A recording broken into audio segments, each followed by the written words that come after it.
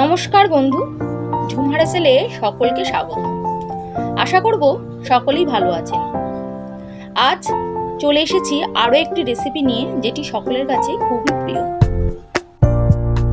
আলুর চপ। প্রায় বেশিরভাগ বাড়িতেই সন্ধ্যাবেলার মুড়ির সঙ্গে টিফিনে আমরা এটা খেয়ে থাকি। চলুন তাহলে দেখে নিন আমি কিভাবে করলাম এই আলুর চপ রেসিপিটি।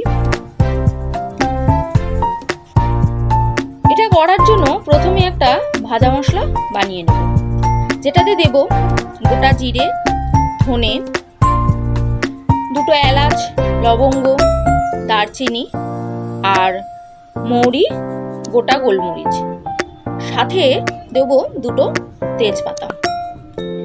এই সমস্ত উপকরণকে আমি 1 চামচ প্লেন নুন দিয়ে শুকনো খোলায় ভাজতে হবে, যতক্ষণ না এর থেকে একটা সুন্দর ফ্লেভার আসে।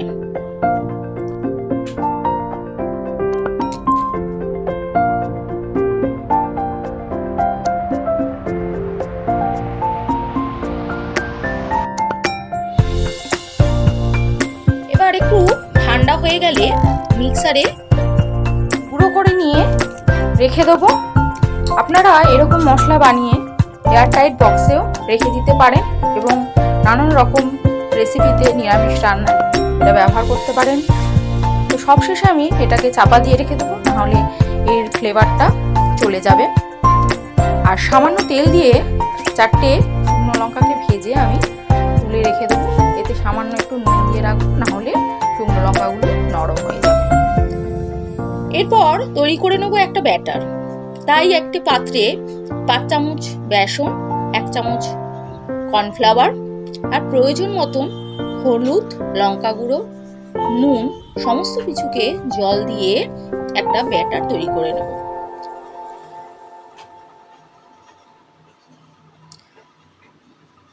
জলটা কিন্তু অল্প অল্প করে ঢালতে হবে, কারণ খুব পাতলাও যেন না হয়ে যায় আর খুব ঘন যেন না হয়ে যায়।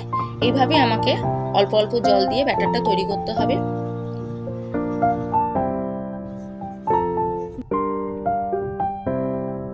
দেখুন আমার ব্যাটারটা তৈরি করা হয়ে গেছে এবং থিকনেসটাও দেখুন, খুব পাতলাও নয় আর খুব মোটাও নয়। এইভাবে আমাকে খানিকক্ষণ চাপা দিয়ে রেখে দিতে হবে। প্রথমেই আমি ব্যাটারটা তৈরি করে নিয়ে চাপা দিয়ে এই জন্য রেখে দিয়েছিলাম। এরপর নিয়ে নিলাম 4টে মিডিয়াম সাইজের সেদ্ধ করে রাখা আলু।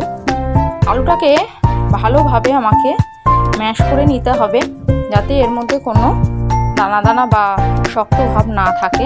তাই হাতা দিয়ে আমি চেপে চেপে আমি মাখিয়ে আলুটাকে একপাশে রেখে দেবো।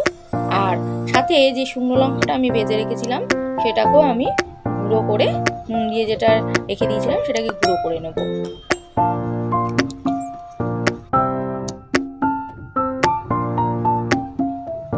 এরপর কড়াতে সামান্য তেল দিয়ে 1 চামচ মতন আদা বাটা আর সামান্য একটু চিনি দিয়ে নাড়িয়ে এর মধ্যে দিয়ে দেবো একটু বাদাম। বাদামটা আপনারা চাইলে নাও দিতে পারেন, এটা আমার ইচ্ছা হলো তাই আমি দিলাম, আপনারা পছন্দ না হলে স্কিপ করে যেতে পারেন।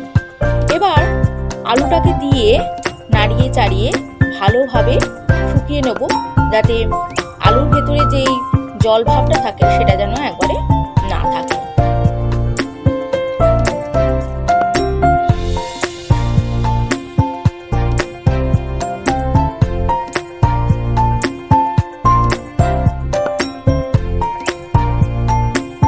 দেখুন আলু মাখাটা আমি নিয়ে চলে এসেছি। এটা একটু গরম আছে এবং ছড়িয়ে রেখে দিয়েছি, সেই জন্য এটা একটু ঠান্ডা করে তাতে যে মশলাটা আমি তৈরি করে রেখেছিলাম সেটা 2 চামচ দিয়ে দিলাম।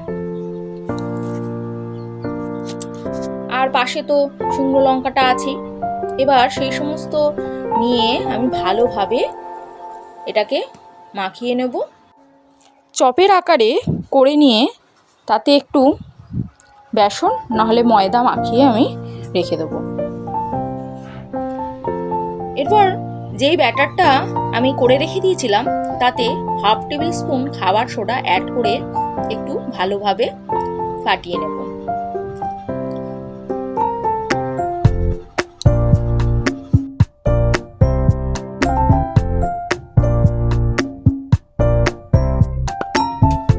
এইভাবে ছোট হাতার উপর রেখে বেসনের সঙ্গে মিশিয়ে নিয়ে কড়াতে দিয়ে দিতে পারেন, কিংবা আপনারা হাতে করেও তুলে এটাকে কড়াতে ছাড়তে পারেন। এইভাবে কড়াতে ছেড়ে দিয়ে লাল লাল করে ভেজে তুলে নিন। একসঙ্গে আপনারা আরও অনেকটা বেশি করে দিয়েও ভাজতে পারেন। তো একই প্রসেসে সমস্ত চপগুলোকে আমি ভেজে নেব।